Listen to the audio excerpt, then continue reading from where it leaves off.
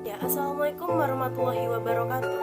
Di video kali ini kelompok kami akan mempresentasikan hasil diskusi, yaitu tentang uji beda, uji sampel lebih dari 2 sampel, parametrik dan juga non parametrik. Ya, sebelum lanjut ke pembahasan, saya akan memperkenalkan terlebih dahulu anggota dari kelompok kami. Kami dari kelompok 4, yang pertama yaitu ada Sela Puji Hartanto dengan NPM 160170. Lalu ada Pratiwi Amalia Ramadhani dengan NPM 180096, ada Elis Elivia dengan NPM 180108. Lalu ada saya sendiri Risa Dewi Ambarwati dengan NPM 190001. Lalu ada Reza Rizky Naswa Salsabila dengan NPM 190024. Lalu ada Mediana Fuad Rifki dengan NPM 190030. Lalu ada Tony Ardianto dengan NPM 190034. Dan yang terakhir yaitu ada Rosa Tatiana dengan NPM 190051. Ya, selanjutnya yaitu ada uji beda parametrik dan juga non parametrik. Selanjutnya definisi dari parametrik. Parametrik berhubungan dengan inferensi statistik yang membahas parameter-parameter populasi atau jenis data interval atau rasio atau distribusi data normal atau mendekati normal. Non-parametrik yaitu inferensi statistik tidak membahas parameter-parameter populasi atau jenis data nominal atau ordinal atau distribusi data tidak diketahui atau tidak normal. Oke, untuk yang selanjutnya yaitu slide 5, jenis uji statistik parametrik. Untuk yang pertama yaitu ada uji parametrik. Yang pertama ada uji T, digunakan untuk menguji signifikasi dalam satu atau dua kelompok sampel. Untuk yang kedua ada ANOVA, digunakan untuk menguji signifikasi perbedaan dua hari rata atau lebih. Kemudian yang C, regresi, digunakan untuk menguji hubungan antar variabel. Kemudian ada korelasi, digunakan untuk menguji signifikasi hubungan antar variabel. Untuk yang selanjutnya adalah analisis jalur, digunakan untuk menguji hubungan sebab akibat yang didapatkan melalui kajian yang telah dirumuskan. Untuk yang selanjutnya yaitu non-parametrik, ada uji tanda atau sintes untuk menguji hubungan dua sampel pada skala.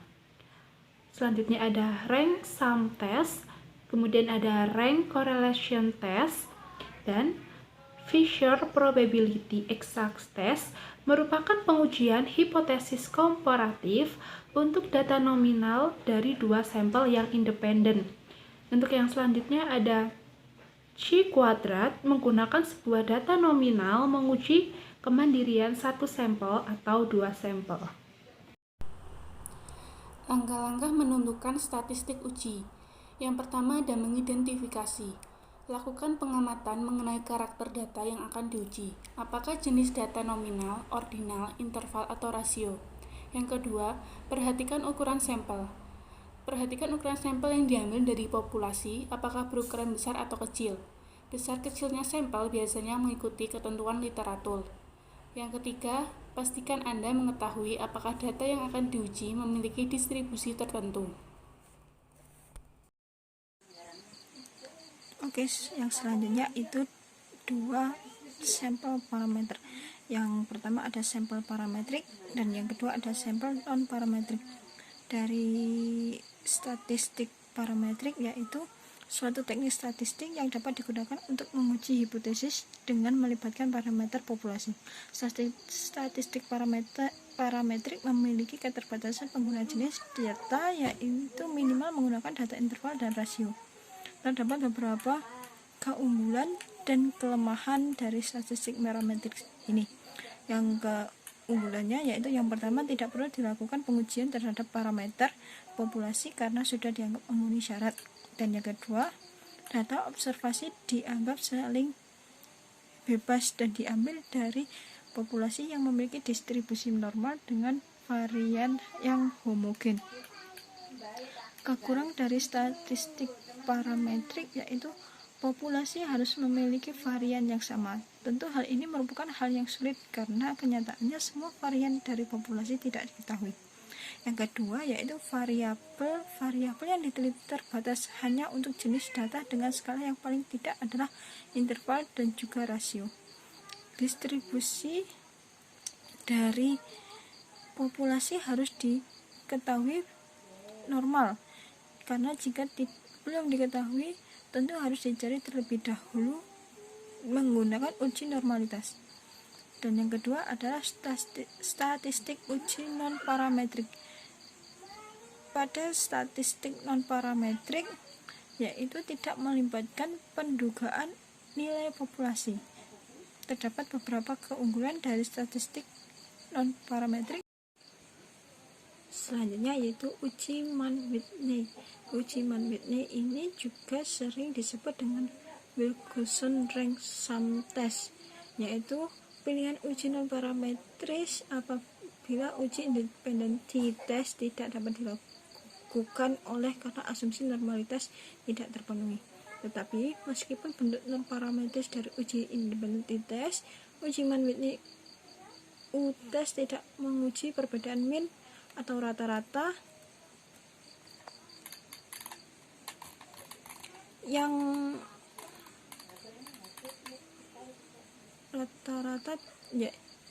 terjadi pada dua kelompok seperti layaknya uji independent t-test, melainkan untuk menguji perbedaan median atau nilai tengah dari kedua kelompok.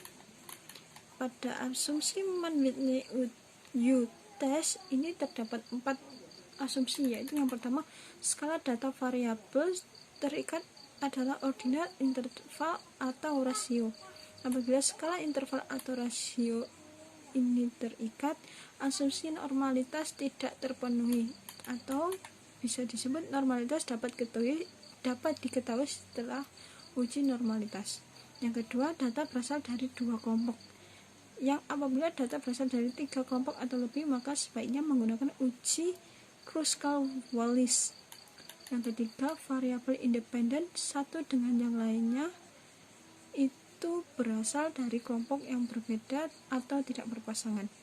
Yang terakhir, varian kedua kelompok sama atau homogen karena distribusinya tidak normal, maka uji homogenitas yang tepat dilakukan adalah uji Levens test, di mana uji Fisher-F diperuntukkan bila asumsi normalitas terpenuhi.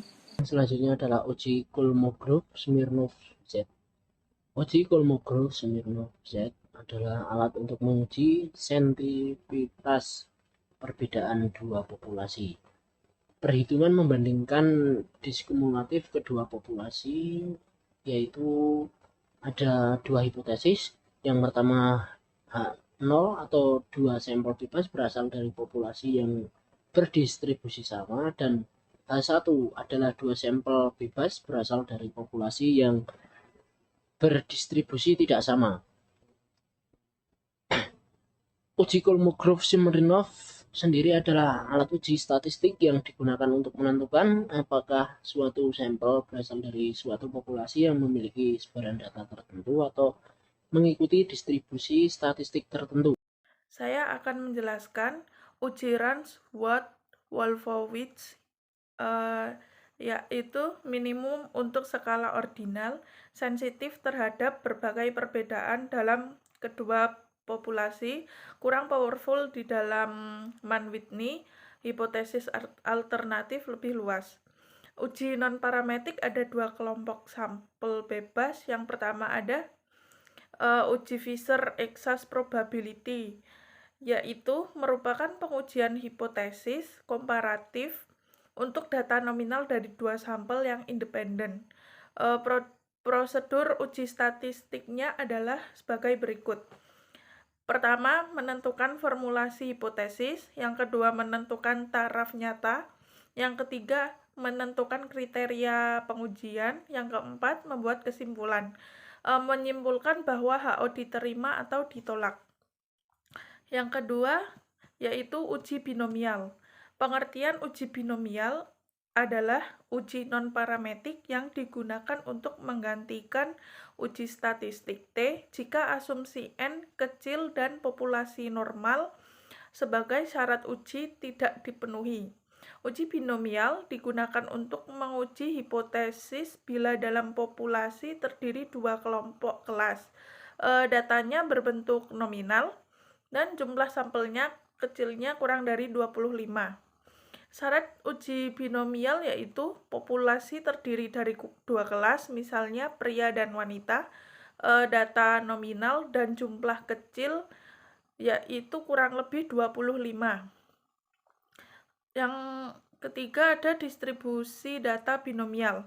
Terdiri dari dua kelas, yaitu kelas kategori X dan kelas kategori NX. Ketentuan bila harga P tidak sama dengan A, HO diterima. P adalah proporsi dan A taraf kesalahan 1% atau sama dengan 0,1.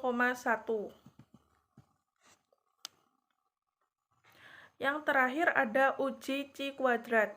Uji Chi kuadrat adalah pengujian hipotesis mengenai perbandingan antara frekuensi observasi yang benar-benar terjadi atau aktual dengan frekuensi harapan ekspektasi.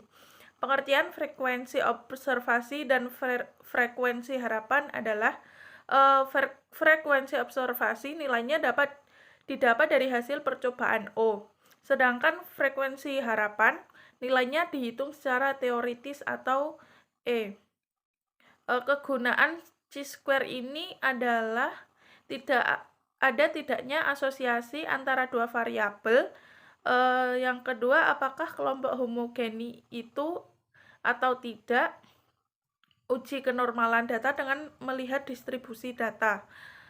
Bentuk distribusi Chi kuadrat adalah nilai X kuadrat. Nilai kuadrat karena nilai X kuadrat mempunyai selalu positif. Bentuk distribusi X kuadrat tergantung dari derajat bebas atau degree of freedom. Selanjutnya akan disampaikan oleh Mas Tony.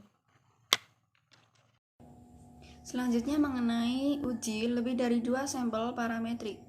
Statistik parametrik menurut Sugiono 2013 merupakan parametris yang bekerja berdasarkan asumsi bahwa data setiap variabel yang akan dianalisis berdasarkan distribusi yang normal.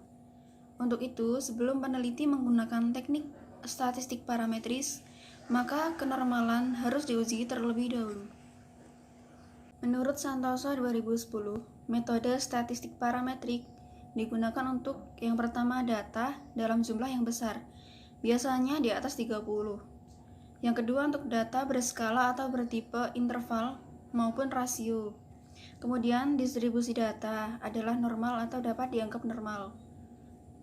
Yang terakhir homogen, seperti apakah sampel-sampel tersebut mempunyai varians yang sama. Jadi, jika salah satu asumsi di atas dapat dipenuhi, maka metode statistik menggunakan parametrik. Namun jika asumsi tersebut tidak terpenuhi, maka metode statistik non-parametrik yang digunakan. Selanjutnya yaitu penggunaan uji statistik parametrik.